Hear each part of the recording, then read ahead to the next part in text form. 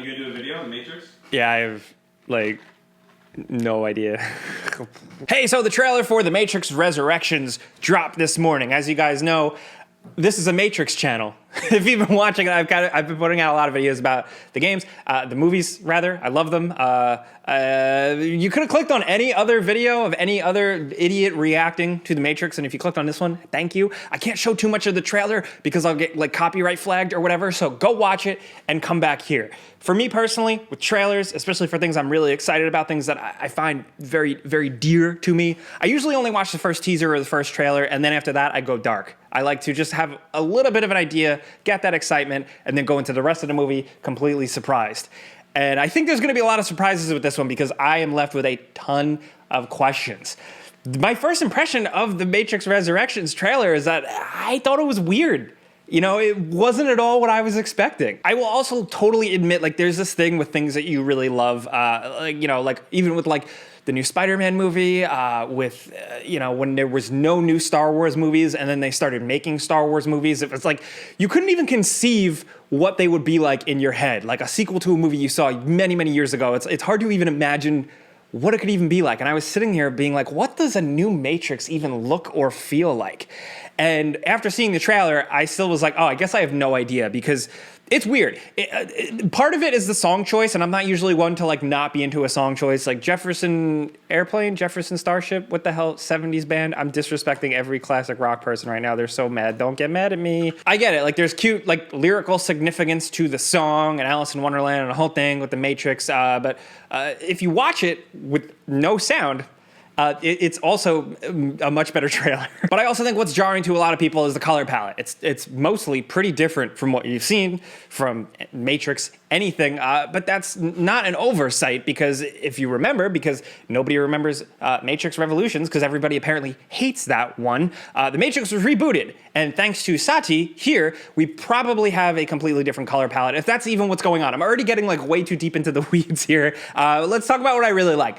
First of all, just seeing what I believe was like a back door right away. I was like, oh, cool. Also, really excited to see an emphasis on good old-fashioned action. You see agents doing agent things. You see people changing into agents. You see agents on the fucking ceiling. You see some pretty convincing stuff. Like you see a woman jump from a building and it looks like it could have been like overly CGI and it looked pretty real. Some good explosions. There's gonna be a good motorcycle scene. You can totally tell with Keanu and Carrie-Anne Moss.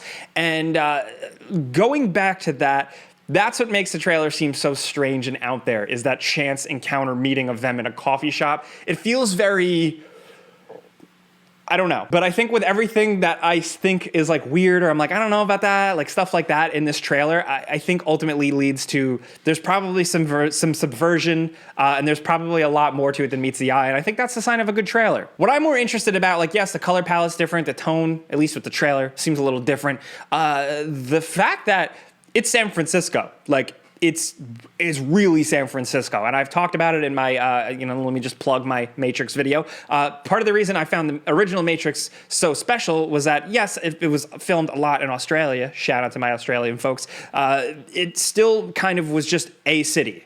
It was a not as identifiable city. It is just a big amalgamation of downtown city. Here, that's straight up San Francisco. You see the pointy building, you see the water, you see the bridge. Is that, is this new Matrix construct in San Francisco? And really, what is going on? That's my biggest question is what is going on here? Like, I can dive into like the deep speculation stuff a little bit. Like, if the machines are involved in this and if this is like a ruse by the machines or something, or like, what is going on? Is this a resurrection of the Neo, or is this a new Neo, as kind of was foretold and how it always has been? Things seem different this time, but then also like why is Trinity there, where you see Trinity seemingly might not be real, she has different abilities. Now, if you do want to pause it and freeze frame it, there are a lot of answers that are seemingly right under our noses. Like you get little glimpses of blind Neo in the real world being operated on by machines. And then there's this whole thing going on where it's like they might actually be manifested in different bodies bodies, sort of, both Neo and Trinity. You get glimpses of them essentially being different people in reflections, sort of. Then you have little glimpses of the original Matrix movie projected in places, in two spots in particular. So the answers might be kind of right in front of us, but I am also not smart. And it's like all over the place, because it's like some people are their original representation and then other people aren't. Like you have somebody that a lot of people are thinking might be like a younger Oracle, who of course always has changed her form. But then you have stuff like someone who is clearly, seemingly Morpheus. And for me, that is jarring. Maybe I just like Morpheus so much and Lawrence Fishburne as Morpheus, but I see this guy who is a great actor. I really loved him in Aquaman. He was incredible. But seeing him here as Morpheus, I'm immediately like, no. The Morpheus thing is the biggest question, because it's like, if it is Morpheus, it makes sense. Once again, here's Morpheus, who believes in this Neo or whoever he is, and he's trying to convince him. He's trying to sell him. He's maybe trying to wake him up or snap him back into something.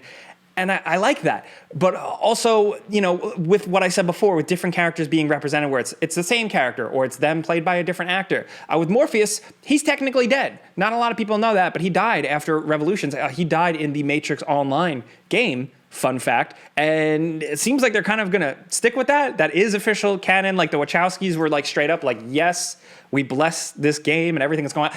I didn't play it. I was too poor. I didn't have a computer, but I had a friend who was obsessed with it, and he would come over every day and tell me about what he did in the game. That's besides the point. I'm sorry, I'm getting sidetracked. It's just so weird, and it almost makes me feel like it's a little bit on purpose, like a little bit on the nose, like maybe they're trying to do something here. I have so many questions, and like I'm not going to spend too much time speculating, but I do like going on the Matrix forums like the old days and like seeing everybody kind of like hash out these theories and stuff. But that's a different time and a different place. I wonder what the message is going to be here, considering the original Matrix film was like an allegory for being trans. I wonder if this is going to be some new take on socio-political stuff, or maybe the state of Hollywood. A lot of people are like, what if this is kind of like a farce on cynical reboots and stuff like that? I don't know. I don't want to say a definitive, the movie's going to be like this. It's still very up in the air for me. I see some people being pretty divided on it.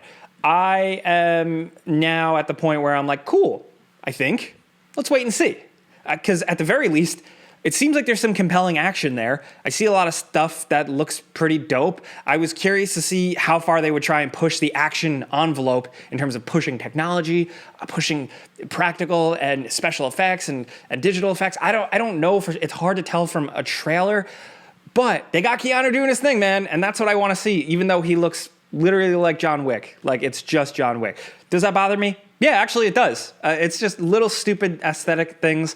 We do know that Keanu Reeves has shaved his head for part of this movie. I follow it really closely. Don't mind me. So obviously there's a lot of the movie that we're not seeing here. I mean, they didn't really show a lot of the sci-fi elements, the real world, the fields of the machines, the tunnels.